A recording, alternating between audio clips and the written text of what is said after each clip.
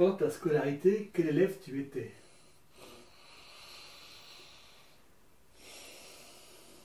Bon dans les bons jours, moyen dans les moyens jours, et mauvais quand j'ai vraiment pas envie. Voilà. Et puis, encore une fois, je pensais plus, je regardais plus les feuilles d'arbres qui tombaient et les premières hirondelles au printemps que les divisions et les multiplications. Voilà. Et puis, à un moment donné, ça a dégringolé quand au niveau de la préadolescence et l'adolescence, il y a les hormones qui ont commencé à chatouiller. Bon, ben allez, après ça a été les filles, ça a été les fêtes, etc., etc. Bon, voilà, ça a dégringolé jusqu'à ce que euh, papa me mette dans le privé, me disant non, non, non, si tu es capable d'avoir ton bac, tu auras ton bac. Et j'ai eu mon bac, voilà, parce que on m'a recadré, quoi. Voilà. Il a fallu me mettre des poids sur les chaussures, justement, pour que je marche par terre. Voilà, parce que sinon, j'étais parti pêche à voile, fête, enfin voilà. J'étais plutôt. Voilà. Quel était ton cursus? Jusqu'à la terminale, où j'ai essayé une ou deux années de fac, mais j'ai beaucoup plus appris les adresses des cafés-concerts et des pubs à bière et des boîtes autour de Montpellier que le droit à proprement parler. Mais après j'ai fait l'école nationale de procédure.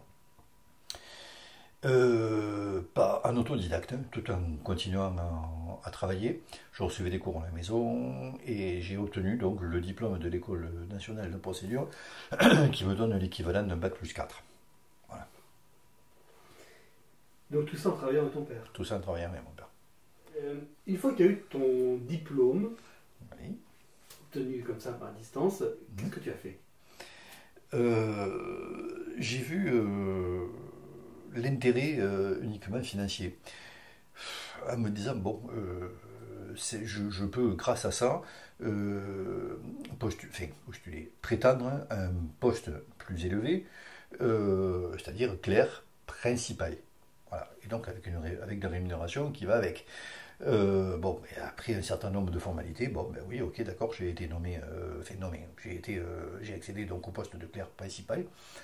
Alors bon, et après il y a eu deux choses. Soit je continuais, et tout en suivant un stage, peut-être pas à Metz mais ailleurs, d'accéder à la profession même d'huissier et d'avoir la charge d'une étude d'huissier.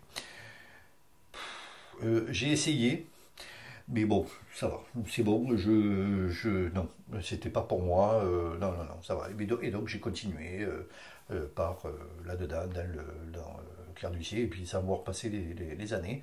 Voilà, et encore une fois, sans regret, oui, effectivement, parce que j'aurais pu faire autre chose, mais avec à la fois mon esprit aventurier qui me tient, je pense, de mes aïeux, et mes aptitudes à l'écriture, hein, et puis mon sans être et du fait que je suis pas très très matérialiste non plus, ben, je partais à l'aventure, hein, il y a Dieu qui pourra. Voilà. Mais non, j'ai pas vu passer les années, je me retrouve maintenant, mais j'ai pas de regrets. Encore une fois, j'ai pas de regrets. J'ai préféré rester salarié que libéral. Ah. J'ai préféré ne pas, par choix, euh, réfléchi ou pas, mais j'ai préféré ne pas avoir la charge et la responsabilité également d'une étude d'huissier qui peut-être inconsciemment et instinctivement ne m'aurait pas correspondu. J'aurais peut-être fait n'importe quoi avec. Voilà.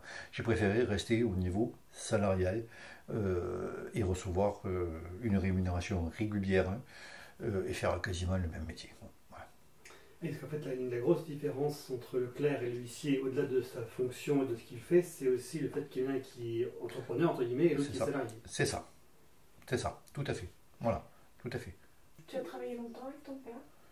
Jusqu'à sa mort. Fait jusqu'à sa mort. Jusqu'à ce qu'il prenne sa retraite. Voilà. Et quand il a pris sa retraite, il a cédé sa charge donc à Maître Ruiz, qui s'est associé pendant un temps avec Maître Ambrosino, l'ancien associé de mon père. Et ensuite, Maître Ruiz s'est discuté plus ou moins avec Maître Ambrosino. Maître Ambrosino est parti. Et il s'était associé maintenant, Maître Ruiz, avec sa femme. Voilà. Ce qui fait que tu travailles dans l'étude dans laquelle tu as fait tes débuts. Voilà. Tu étais plus aussi ancien que les murs, en fait. C'est ça, ça fait à peu près 35 ans que je fais ce métier. Moi. Mais surtout dans la même étude. Et surtout dans les mêmes études, voilà, tout à fait. Voilà. Qu'est-ce qui t'a apporté ce métier? Toujours pareil, de beaucoup de rencontres. Beaucoup de rencontres de gens de toute classe sociale, de tout niveau d'études, de toute situation financière, de tout. Et c'est de l'enrichissement permanent de rencontres d'êtres humains derrière ce qu'ils affichent. On peut voir les pires pourritures partout, comme des cœurs immenses partout. C'est pas parce que tu as du fric que tu es forcément un pourri, c'est pas parce que tu n'en as pas que tu es forcément gentil, et inversement.